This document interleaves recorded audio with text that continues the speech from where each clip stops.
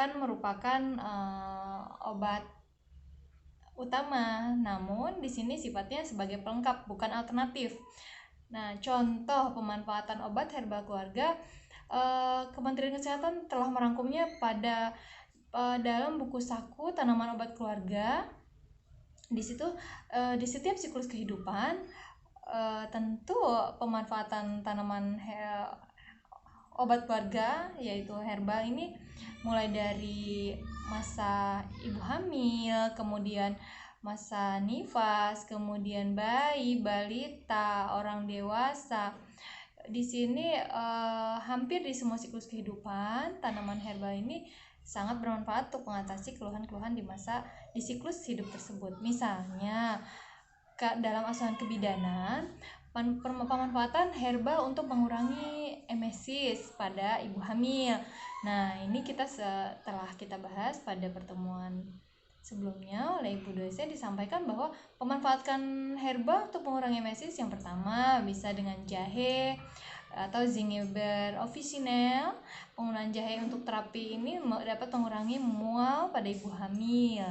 Kemudian peppermint atau menta pipereta. Peppermint juga biasanya diberikan dalam bentuk minyak esensial untuk mengurangi mual pada ibu hamil. Kemudian minyak adas atau Pimpinella anisum itu juga diberikan untuk mengurangi keluhan mual pada ibu hamil. Pemanfaatan herbal selanjutnya di masa nifas atau untuk ibu menyusui, ada daun kelor yang banyak kita temui ya. Daun kelor atau Moringa oleifera itu banyak manfaatnya untuk meningkatkan produksi ASI. Daun kelor juga mudah dalam penyajiannya, bisa direbus dalam bentuk sayur dan ini atau ditumis juga diurap. Ini sudah banyak digunakan oleh masyarakat kita karena mudah. Kemudian pemanfaatan herbal yang lainnya untuk penanganan bendungan payudara. Itu contohnya daun kubis. Nah, Brassica oleracea var capitata L. Daun kubis ini biasanya didinginkan dulu, kemudian didinginkan beberapa lembar, dapat membantu untuk mengatasi bengkak atau radang pada payudara. Dan kubis yang telah didinginkan di dalam lemari pendingin kemudian digunakan untuk mengkompres payudara. Dengan hal ini dapat mengurangi bendungan payudara, nyeri pada bendungan payudara. Nah, selanjutnya pertanyaan nomor 2. Untuk pertanyaan nomor 2 ini yaitu jelaskan macam-macam kosmetik yang aman digunakan pada masa kehamilan, persalinan, nifas, dan bayi baru lahir. Nah, ini menarik sekali. Tentu kosmetik yang aman digunakan untuk golongan ibu hamil, nifas, juga bayi baru lahir tentu harus memenuhi persyaratan keamanan. Kosmetika harus memenuhi persyaratan keamanan dari BPOM. Kemudian juga di sini kosmetik itu fungsinya membersihkan, mewangikan, mengubah penampilan, memperbaiki bau badan, atau melindungi dan memelihara tubuh pada kondisi baik. Nah, kosmetika yang aman untuk ibu hamil tentu ada tiga hal yang harus dihindari ya. Kosmetika yang perlu dihindari bagi ibu hamil selama hamil dan menyusui tentunya pertama hidroquinon. Nah, hidroquinon ini dapat diserap oleh pencerah biasanya. Ini diserap oleh tubuh melalui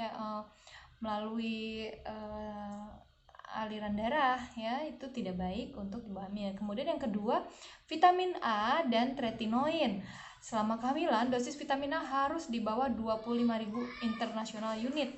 Nah, itu karena berisiko. Selanjutnya ada hydroxy acid dan turunannya.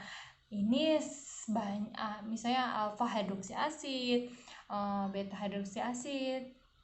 Itu banyak kita temui pada produk pemutih, pencerah, lightening, itu banyak kita temui dan itu tidak aman buat ibu hamil karena beberapa penelitian dapat mengurangi sistem kardiovaskuler pada janin. Kemudian untuk mereknya sendiri,